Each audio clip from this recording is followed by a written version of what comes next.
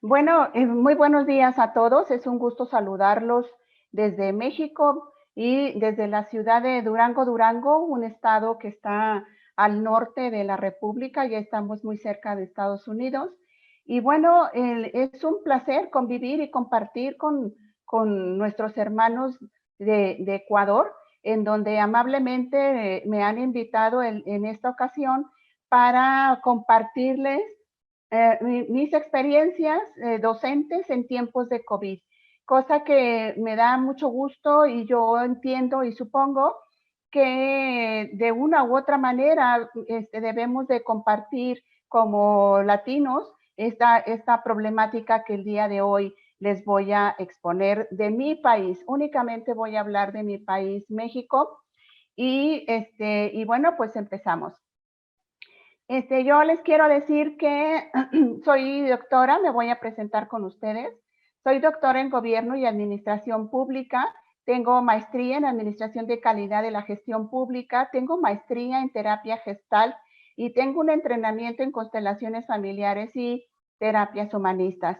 El año pasado fui distinguida gentilmente con el premio Elizundia Charles de la Asociación Nacional de Facultades y Escuelas de Contaduría y Administración de la zona 3, que es a la que yo correspondo. Soy certificada como docente en administración. Tengo reconocimiento de perfil PRODEP, como lo solicita la Secretaría de Educación Pública, y tengo un reconocimiento como investigadora de COSITER, que es un organismo estatal de CONACYT. He publicado libros y artículos en revistas indexadas nacionales e internacionales con la línea de investigación, gestión estratégica en las organizaciones públicas y privadas y sus implicaciones socioeconómicas.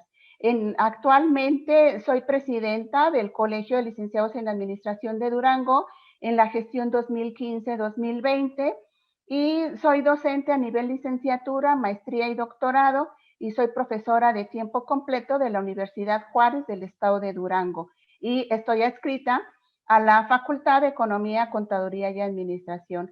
Quiero decirles que tengo experiencia en la administración privada, en la administración educativa y en la administración pública.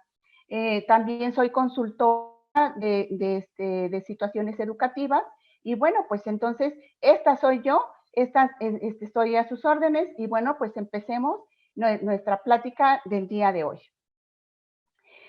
Voy a empezar con las angustias. En el otoño de 1918 tuvimos en nuestro país una pandemia que se llamó gripe española, a pesar de que no empezó en España, pero duró de 1918 a 1920 más o menos. Y en el mundo cobró 40 millones de muertos, ¿sí? Solamente en México cobró 500,000 muertes. Entonces fue una pandemia que causó terror en lo que es la ciudadanía mexicana porque no había forma de poder combatirlo y aquí le estoy exponiendo dos fotografías muy ilustrativas porque no estábamos en 1918, era muy complejo y muy complicado tener una pandemia en esos años. Posteriormente, casi un siglo después, tenemos ahora COVID-19, en donde en marzo del 2020 la ONU decide declararlo a nivel de pandemia y a la fecha del día de ayer, en el mundo lleva cobrados 1,037,971 muertes, en México lleva 85,285 y en Ecuador lleva 8,115. Esta situación, bueno, estas estadísticas son al día de ayer. Esta situación de la pandemia, a pesar de que ya lo habíamos vivido en nuestro país hace 100 años aproximadamente, pues genera un enorme miedo, angustia, terror, porque jamás habíamos vivido una cuarentena. En nuestra generación no habíamos vivido tampoco un movimiento social o un movimiento político como una revolución, a lo mejor como para que pudiéramos tener esta situación de ambigüedad y de conflicto social y de salud. Entonces, esta situación a lo que lleva es a que los mexicanos, pues por supuesto que entran en una situación muy grave en cuestiones emocionales, pero también muy grave y con un colapso en cuanto a cuestiones económicas, de salud, educativo y social. ¿Por qué? Pues porque mi país no estaba listo para una pandemia. Creo que se había pensado de que no había posibilidades por el avance científico en la cuestión de salud, no había posibilidades de que padeciéramos una pandemia de esta situación con esta gravedad. Y por supuesto que quisiera aquí hacer una afirmación muy a priori, pero creo que ningún país había estado listo para tener una pandemia. Entonces, y si el sector gubernamental no estaba lista para tener una pandemia, pues por supuesto que los ciudadanos tampoco, no teníamos la menor idea de qué es las acciones y las estrategias que teníamos que llevar a cabo. Entonces, al momento en que llega COVID, la administración pública entra en crisis, las políticas públicas que se tenían también entran en crisis y por supuesto que la ciudadanía entra en crisis. Fue algo muy complicado y muy complejo y hasta la fecha mi país sigue estando en muy altos niveles de contagio. Y entonces aquí, ¿qué es entonces lo que hay que hacer? La gente con miedo no reacciona, la gente aterrorizada tampoco. Entonces lo que hizo al momento en que se declara la pandemia fue recluirse en su casa, pero con una angustia y un terror increíble. Hubo compras, ¿cómo se dice? Hubo compras de alarma, de emergencia, se compraron mil productos que en la verdad de las cosas que no se necesitaban, pero la gente con el terror lo hizo. Empezó a tener síndromes de claustrofobia, empezó a tener también síndromes de la cabaña, en donde la gente se sentía terriblemente cerrada, en donde no podía respirar y muchas situaciones conflictivas que presentó ante esta situación. Entonces, como seres humanos, dijo la gente, bueno, ¿y ahora qué hacemos? Pero en ese ahora qué hacemos, con el miedo y en el terror, no supieron qué hacer, ¿ok? Nada más que cumplir con el lineamiento, y eso entre comillas, de quedarse en casa. Pero entonces también la administración pública, los líderes, que se los puse ahí con interrogación, también dijeron, bueno, ¿y ahora qué es lo que hay que hacer? ¿Ahora qué es lo que procede a hacer con 1 millón de habitantes no, perdón, déjenme les digo, con 119 millones de habitantes que tiene México? Y entonces nuestra población infantil también es muy grande. Entonces, ¿qué es lo que hay que hacer con todo esto para poder evitar al máximo la cantidad de personas que pueden fallecer con este virus tan letal? Entonces, aquí quiero ver que ustedes se den cuenta del problema que tenía la Secretaría de Educación Pública en mi país, porque simplemente de escuelas y tomé esta referencia de la SEP del 2016, porque, fíjense, de escuelas nada más tenía 259,145. Ahorita debemos de andar en los 270,000 escuelas. Alumnos tenía 36,604,251 alumnos que si los conservaba en la escuela iba a ser un contagiadero espantoso porque eran muchos niños. Por otro lado, maestros en ese momento tenía 2,064,577 profesores frente a grupo. Aquí falta todo la estructura organizacional que tiene la Secretaría de Educación Pública, en donde tiene asignados a los profesores a las actividades administrativas. Fíjense, estamos hablando de 38 millones más o menos de ciudadanos que estaban en riesgo solamente en un sector, y sin tomar en cuenta el resto de los sectores. Entonces, 38 millones de 119 millones, casi 120 millones de mexicanos que fuimos en el censo del 2015. El problema que tenía la Secretaría de Educación Pública era muy alto, era exageradamente conflictivo con los niños. Y bueno, en estas estadísticas quiero resaltar que están incluidos preescolar, primaria, secundaria, media superior y superior, y una modalidad que tenemos en mi país que se llama capacitación para el trabajo. Entonces, ¿qué fue lo que hizo mi país, la Secretaría de Educación Pública, para efectos de abatir el problema del COVID-19?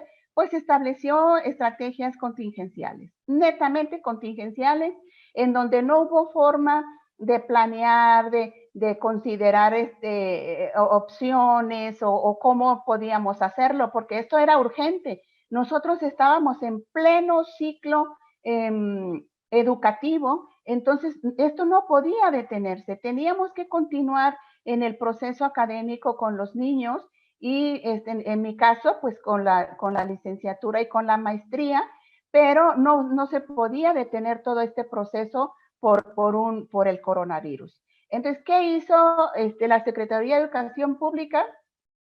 Pues por lo pronto dijo, se suspenden las clases. Aquí no hay clases y se cierran todas las escuelas para poder proteger a los niños y a los jóvenes de un contagio. Aquí quiero aclarar que la edad escolar entre nosotros oscila entre los 5 y los 22 años y que los grupos que tenían alto riesgo son porque tenemos grupos de alumnos de 20 a 40 niños por grupo. Entonces, como quiera, con 20 niños, pues los puede uno sentar con medio metro de distancia, pero ya teniendo 40 niños ya no es factible esta estrategia. Entonces, los estudiantes no se podían quedar sin educación, por lo cual había que trasladar las clases presenciales a virtuales o a distancia. Pero fíjense lo que dije, trasladar. O sea, en este aspecto mi país tampoco estaba listo, no teníamos una educación virtual como para primaria, secundaria, preparatoria y como para poder mandar a los niños educación virtual. Entonces se opta por adaptar el modelo presencial a virtual por medio de plataformas que, entre paréntesis, los maestros no las sabían utilizar, e implanta también el programa Aprende en Casa por medio de televisión. No quisiera que se quedaran ustedes con la idea de que los maestros en mi país no son capaces ni son capacitados. Aquí el problema está, y creo que más adelante se los puse, es que los organismos internacionales ya tienen años, en promedio 15 años, si es que no más, que a mi país les están indicando permanentemente que teníamos que incursionar de una manera más frontal con la educación virtual, que teníamos que incursionar con la capacitación en los docentes, tanto en cómputo como en internet, como en plataformas y con todo. Sin embargo, yo vuelvo a insistir, no estábamos a lo mejor preparados para que hiciéramos todo eso y se dejó pasar. Se le apostó a la educación presencial a pesar de las indicaciones de organismos internacionales.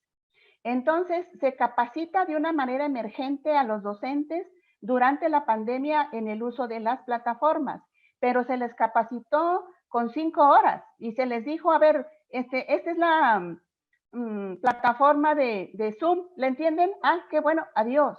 Esa fue toda su capacitación. Se solicita a los padres de familia que colaboren con las tareas, pero por supuesto que los padres de familia de inmediato dijeron, oye, espérame, yo no soy expertise en pedagogía, yo no soy expertise en enseñanza, entonces, ¿cómo quieres que yo le esté enseñando a los niños?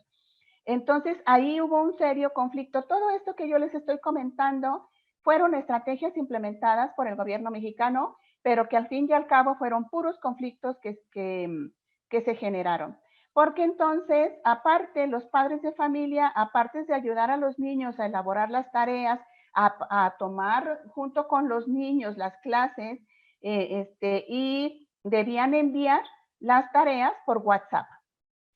Los maestros tuvieron que trabajar entonces desde su casa con la modalidad de home office, en donde los maestros se vieron totalmente invadidos y agredidos en sus tiempos y en su organización personal, porque entonces ya no había tiempo específico para que les estuvieran mandando WhatsApp, mensajes, correos, sino que había que contestar a la hora que los papás pudieran y que los papás tuvieran dudas. Entonces, aquí hubo una, pudiéramos decir, una invasión al tiempo libre de los profesores o al tiempo que le dedicaban a sus hijos o a sus tareas personales o a sus actividades personales por estar pendiente de la situación pandémica con los niños y los padres de familia.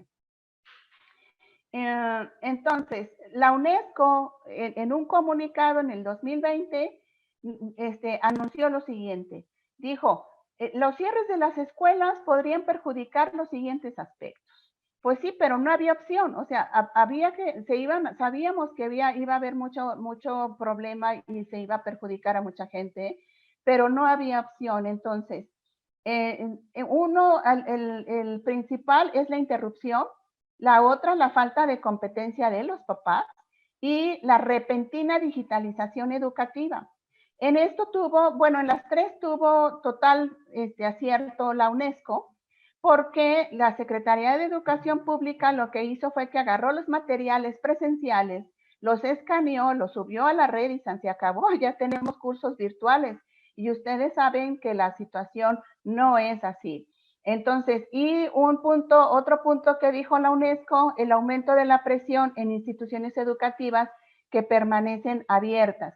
Aquí la situación es que, al menos con nosotros, las instituciones educativas privadas y públicas se tuvieron que alinear y todas se fueron a su casa. Aquí no hubo disposición de que entonces, bueno, yo sí puedo y tú no puedes.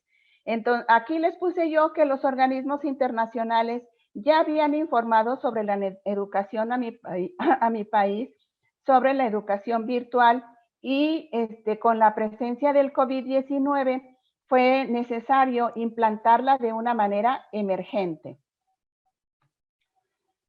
¿Qué fue lo que ocasionó? Aquí la situación, bueno, lo que nos dijeron a nosotros fue, durante la cuarentena, quédate en casa, usa cubrebocas, usa el gel antibacterial, usa guantes, usa caretas y lávate las manos permanentemente. Pero aquí mi país es un país de desigualdad, de inequidad y de injusticia social. Y entonces todos estos puntos que yo les estoy poniendo en rojo fue parte de lo que no se consideró para efectos de las estrategias que ya les comenté, que es la desigualdad, punto número 1, la desigualdad educativa, los altos índices de pobreza, de desigualdad y exclusión, la inequidad en sueldos, que es un país de contrastes, un país de contrastes en donde tenemos al hombre más rico del mundo, pero tenemos aproximadamente el 50% de nuestra población en pobreza extrema. Agua. Si no trabaja, la gente pobre, si no trabaja, no hay ingresos. Y la gente de más o menos de recursos medios, tampoco. Entonces, había que trabajar. Existe poca cultura del ahorro en mi país, entonces agarró infraganti a la mayoría de los ciudadanos porque había que hacer compras, había que resguardarse, pero no había recursos suficientes como para solventar los gastos fijos que se generan en una situación de este tipo.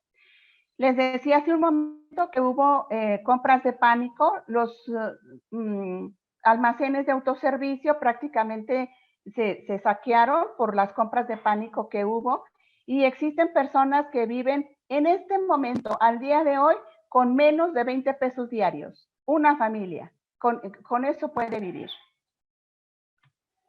Y entonces, aquí les puse yo que la Secretaría de Educación Pública optó por tener dos sistemas educativos.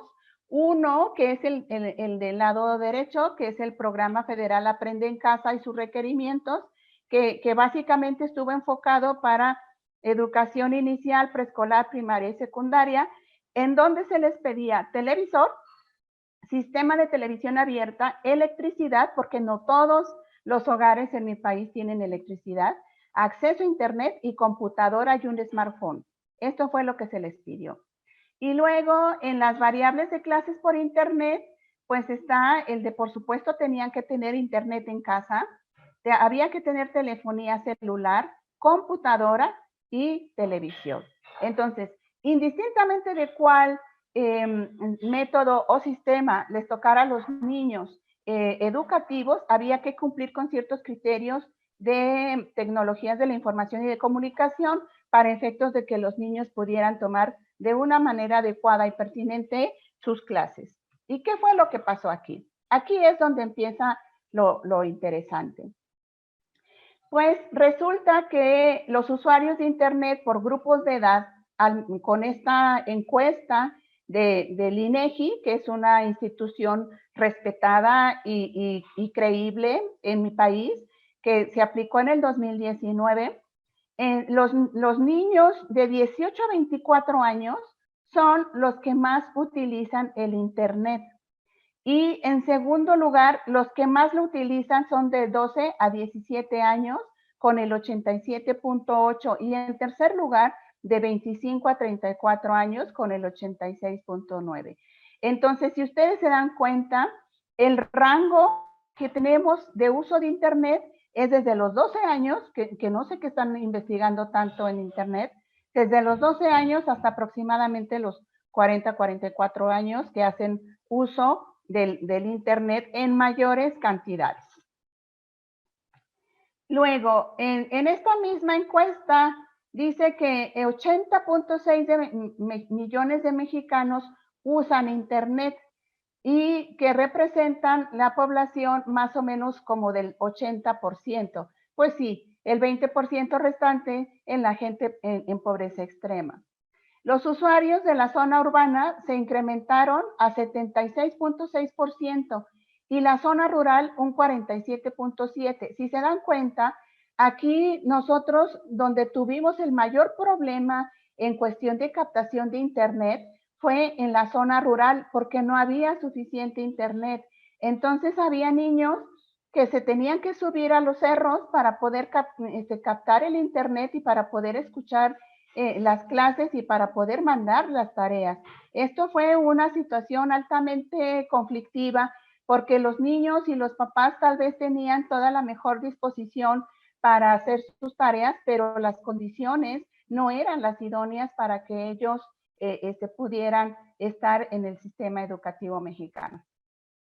Los medios de conexión de usuarios fue el 95.3 se conecta a Internet por celular, el 33.2 por computadora, y esto nos va dando en la conducta de los consumidores. Si ustedes se dan cuenta, la primera tabla que les expuse, pues la gente joven es la que trae más conexiones a Internet. Ah, pues sí, pero entonces la gente joven se conecta por medio del celular, no por las computadoras ni por las computadoras de escritorio. Entonces, esto aquí tiene lógica porque entonces la gente joven la utiliza para el chat, para el Face, para todo, menos para trabajar y para estudiar. Entonces, por eso usan mucho el celular. Y un poco más adelante les voy a decir qué fue lo que pasó aquí. En 20.1 millones de hogares disponen de conectividad a Internet, el cual representa el 56.4 de los hogares. Esto quiere decir que en números cerrados, el 50% de los hogares mexicanos no tiene conectividad a Internet en casa. Este fue otro problema también que tuvimos muy grave, porque los papás al no tener conectividad en casa, pues entonces andaban, ya estaban a punto de ser excluidos del mercado los lugares en donde hay Internet y computadoras. Pues entonces con la pandemia hubo un resurgimiento de ese tipo de negocios porque más o menos en números cerrados, el 50% de los hogares no tiene acceso a conectividad de Internet en su casa, cosa que fue altamente conflictiva para todos, para los papás y para el sistema educativo mexicano. Continúo con Internet. El uso de Internet es principalmente, según esta encuesta de INEGI, para el entretenimiento, que era lo que yo les decía ahorita. El 91.5% de los usuarios lo usa estrictamente para entretenimiento. Para la obtención de información, el 90.7% para obtención de información. Para comunicación, el 90.6%. Y el 16.8% realiza operaciones bancarias. Y el 22.1% hace compras en línea. Entonces, esto lo que originó fue otro problema, porque entonces los muchachos, los alumnos, no tenían un parámetro o no tenían la forma visualizada de poder trabajar por Internet. Para ellos, el Internet era estrictamente para entretenimiento y hasta la fecha los muchachos ya tenemos nosotros 10 meses con esta reclusión educativa y todavía los jóvenes no se acostumbran a poder trabajar vía virtual. Entonces, los internautas informaron como principal problema que de esto, este ha sido una situación que se ha generado mucho como pretexto, ya se encontró esto como pretexto, porque los internautas se quejan de que de la lentitud del sistema. Esto, desde el punto de vista de la mercadotecnia, tiene lógica.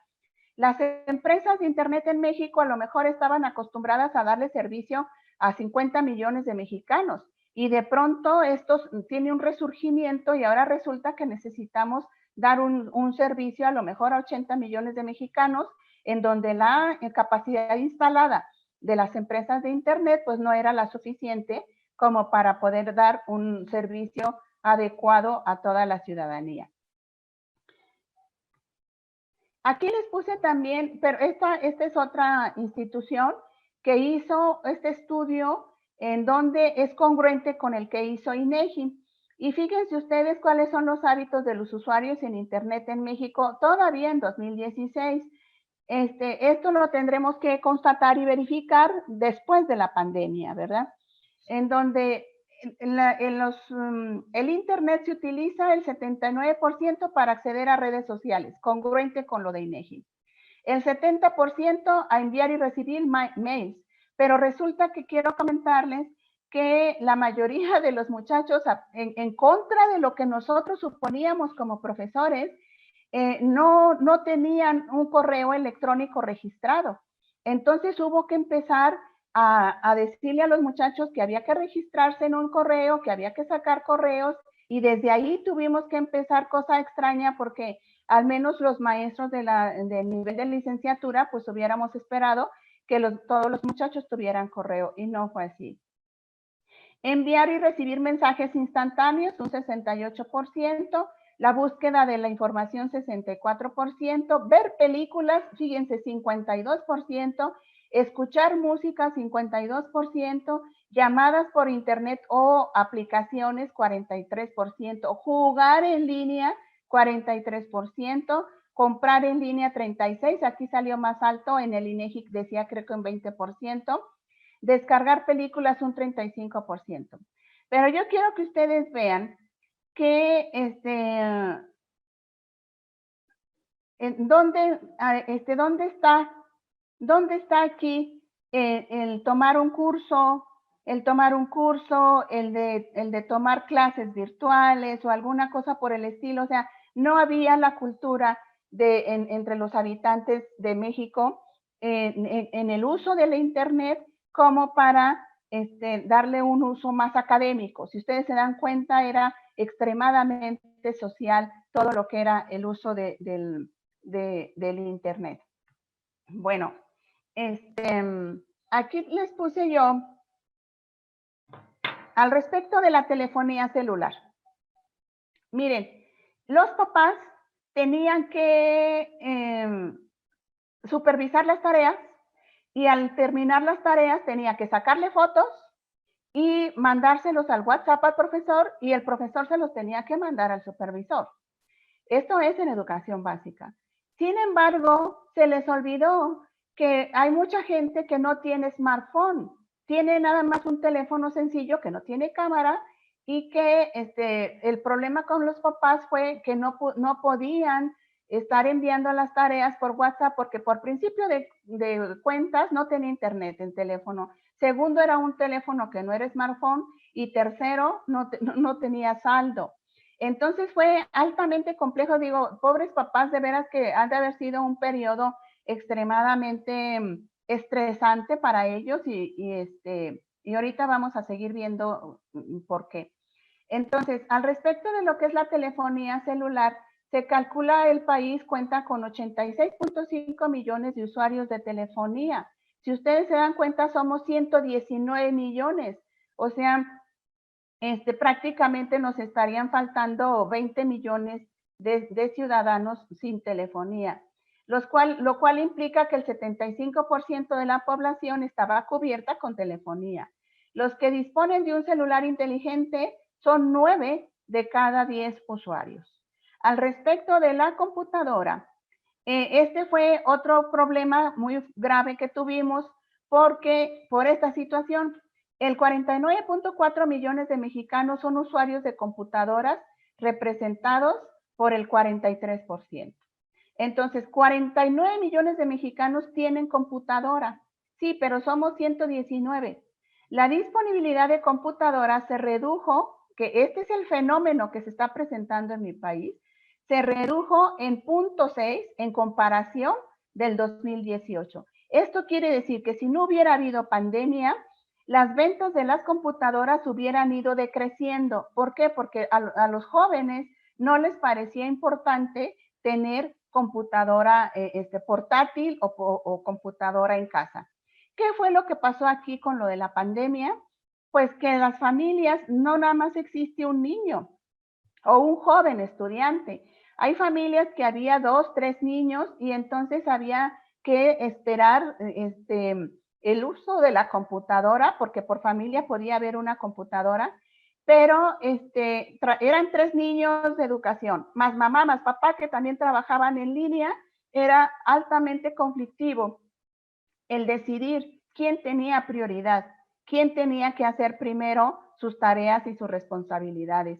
Entonces, esto ocasionó también muchos conflictos interfamiliares por la definición de la importancia en el impacto familiar de quién podía ser primero y quién no podía esperarse para hacer sus respectivas tareas. Y la respuesta está aquí, en que la tendencia en mi país era de dejar de comprar computadoras.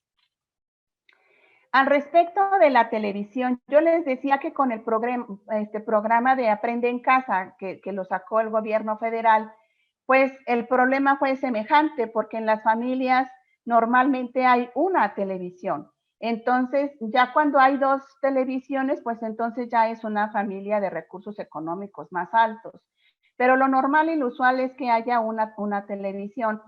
Y aquí la estadística dice que los hogares con televisión representan el 92.5%, eso quiere decir que casi todo mundo tiene televisión, y el 76.5% cuenta al menos con una televisión digital. El 96% de los hogares reciben señal, este porcentaje sí se me hace muy desmedido, de televisión de pagada o con decodificador. Aquí quiero decirles que pasó algo semejante, porque entonces los niños de preescolar tenían clase a lo mejor a las 7 de la mañana, pero luego los alumnos de secundaria lo tenían a las 8 y el niño de preescolar todavía no terminaba. Entonces los papás empezaron a buscar quién les podía prestar una computadora, una televisión, cómo se adjudicaban de otra. Todo este proceso fue altamente complicado porque no había las condiciones contextuales adecuadas para la situación de emergencia que se presentó educativa derivada de la pandemia de COVID. Esta fue la cuestión al respecto de lo que yo les decía hace un momento, de la pobreza y de la inequidad y de la marginación que existe en mi país. Aquí, por ejemplo, lo que es la pobreza moderada, aquí la clasificaron como pobreza moderada y pobreza extrema. En moderada tenemos 43.1 millones de mexicanos de los 119 que somos. De pobreza extrema, según esta estadística del 2018, son 9.3 millones de mexicanos.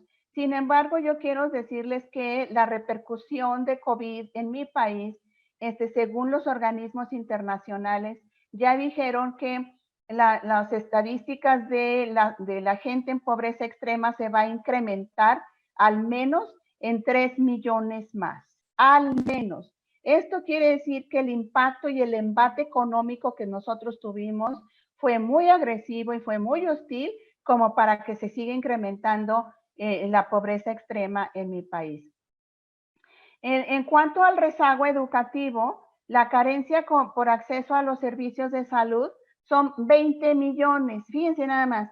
Nosotros teníamos aquí, les decía yo, nos pusieron unas reglas muy claras para poder subsistir con la cuestión del coronavirus. Sin embargo, 20 millones de gente no tiene acceso a servicios de salud. Entonces, 20 millones de personas son un foco que teníamos que tener muy pendiente porque ellos no tienen acceso a salud y en cualquier momento nos podría generar un problema mucho más grave.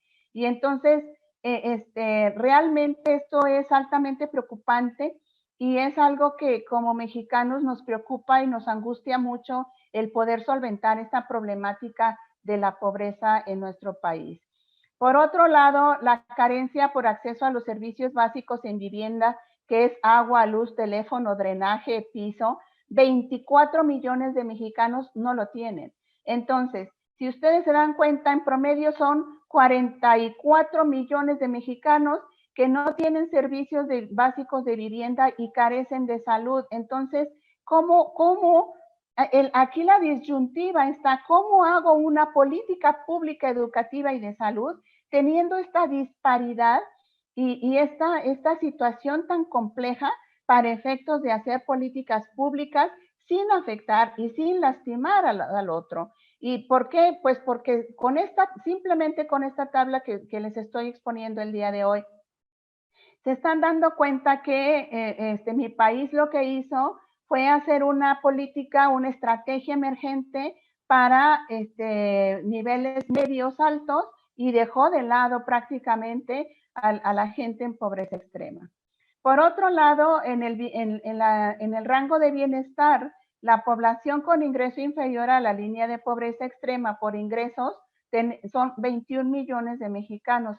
Por eso les decía yo que, aquí abajo dice, población con ingreso inferior a la línea de pobreza por ingresos, tenemos 61 millones de mexicanos que viven con 20 pesos diarios. 20 pesos diarios, que es menos de $1 diario, menos de $1 diario, y vive toda la familia. Entonces, yo entiendo mi país, justifico mi país, porque es muy complejo diseñar políticas, estrategias y acciones teniendo esta desigualdad tan extrema en mi país. Entonces, aquí creo que se necesita tener una visión más integradora. Y con esto ya llego a las conclusiones, ¿ok? Creo que necesitamos como país tener una cuestión más integradora, una estrategia en la que me permita seguirle dando el servicio a los alumnos, pero que no le genere tanto conflicto a los padres que no tienen los recursos económicos. Aquí inclusive les puse una foto porque eso el que les digo que se subía al cerro era mi alumno de licenciatura y no tenía condiciones. Me decía, maestra, es que yo no tengo internet, yo no tengo computadora, yo vivo en un pueblo. Pues sí, pero no había otra forma de solventar la situación. Entonces, aquí les puse una foto donde están estas personas precisamente en el cerro tratando de captar el internet a través de su celular, y el contraste, un niño con una laptop muy nice en donde está tratando tal vez de jugar, de hacer su tarea o lo que tenga que hacer. Pero esta inequidad prácticamente la vivimos en toda América Latina. Esta llaga, esta ámpula de la pobreza también la tenemos prácticamente en toda América Latina. Y es algo que también nosotros como profesionistas y como profesores tenemos la obligación de buscar las formas y los métodos de ir combatiendo esta problemática a nivel país y de América Latina que tenemos. Y por otro lado, pues también tenemos que aprender a que no todo se le puede dejar al sector gubernamental, sino que también nosotros como ciudadanos tenemos que tomar acciones y estrategias para combatir esto. Entonces, ¿qué fue lo que hizo mucha gente a pesar de la pandemia que estábamos padeciendo? Pues abrió las puertas de su casa, de su cochera a lo mejor, para que los niños que no tuvieran internet pudieran ir a tomar, a agarrar de ahí el internet y poder hacer sus tareas. Otras personas lo que hicieron es que les daban el acceso a internet y les daban de comer, les daban tortas, sándwiches y cosas por el estilo. Y otras personas de plano lo que hicieron fue hacer una recolecta de computadoras para poder llevárselas a los niños que de plano no tenían ningún tipo de acceso al sistema educativo mexicano, que por cuestiones de emergencia y de contingencia se quedaron rezagados estos niños.